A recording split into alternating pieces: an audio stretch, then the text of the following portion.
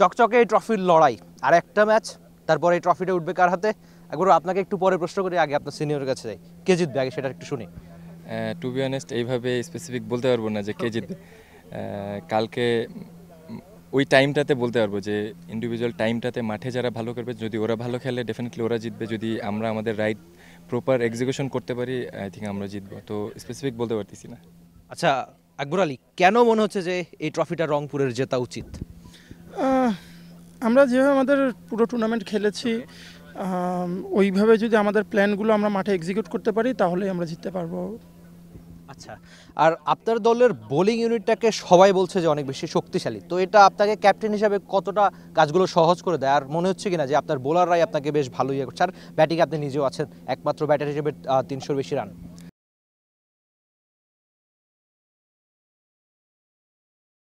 সত্যি কথা বলতে আমার বোলিংয়ের উপর আমি অনেক ডিপেন্ডেড। তো ওরা যদি আমাকে এরকম এখানে 9টা ম্যাচে 8টা ম্যাচই দেখতে গেলে ম্যাক্সিমাম বোলিং ইউনিটই আমাকে ম্যাচ জিতে এসেছে।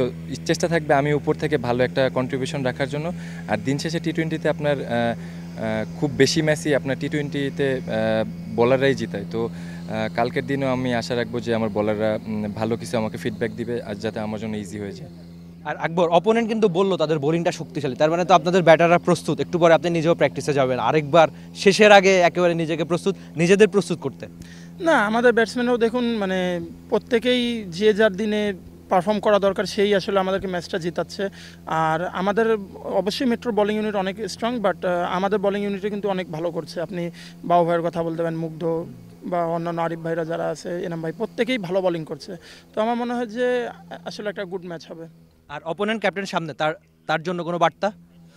না, ইনশাল্লাহ আমরা হারানোর চেষ্টা করবো তাদেরকে। আমরা তাদের উইক জোনে অবশ্যই অ্যাটাক করার চেষ্টা করবো, বাট অল ডিপেন্ডস অন আমরা কালকে কীভাবে এক্সিকিউট করছি। থ্যাংক ইউ সো মাচ, আপনার জন্য শুভকামনা।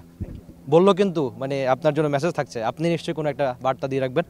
না, আমি একটু আগেও বললাম যে স্পেসিফিক ওই টাইমে রাইট টাইমে মাঠে যারা রাইট এক্সিকিউশন করতে পারবে তারাই জিতবে। তো আমারও চেষ্টা থাকবে ওর ডেফিনেটলি রংপুরের বোলিং অ্যাটাক ভালো, ব্যাটিং ডেপথ খুবই বড়। আপনি দেখবেন ওদের 1 থেকে প্রায় 8-9 পর্যন্ত খুবই ভালো অলরাউন্ডার। তো চেষ্টা থাকবে যত আগে ব্যাটিং করি পরে ব্যাটিং করি ওদের যত আর্লি ক্লোজ করতে পারি। থ্যাংক ইউ সো মাচ, আপনাদের দুই ক্যাপ্টেনের জন্য অনেক বেশি শুভকামনা। আসলে আমরা দেখবো যে ফাইনাল শেষে কে ট্রফিটা জিতে। তবে থ্যাংক ইউ সো মাচ আর দুজনকেই। এমন একটা ট্রফি জেতার জন্য আর মাত্র একটা ম্যাচের অপেক্ষা, তারপরে আপনারা দেখতে পাবেন যে ট্রফিটা কার হাতে উঠবে। যে চকচকে ট্রফিতে দারুণ একটা আয়োজন ছিল বাংলাদেশ ক্রিকেট বোর্ডের।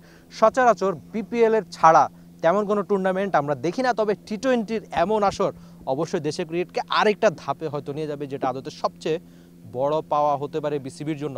এমন ট্রফি কে জিতবে সেটা হয়তো আপনার জানা হয়ে যাবে ফাইনালের পরেই। Rifat Emil, T sports, Sylhet.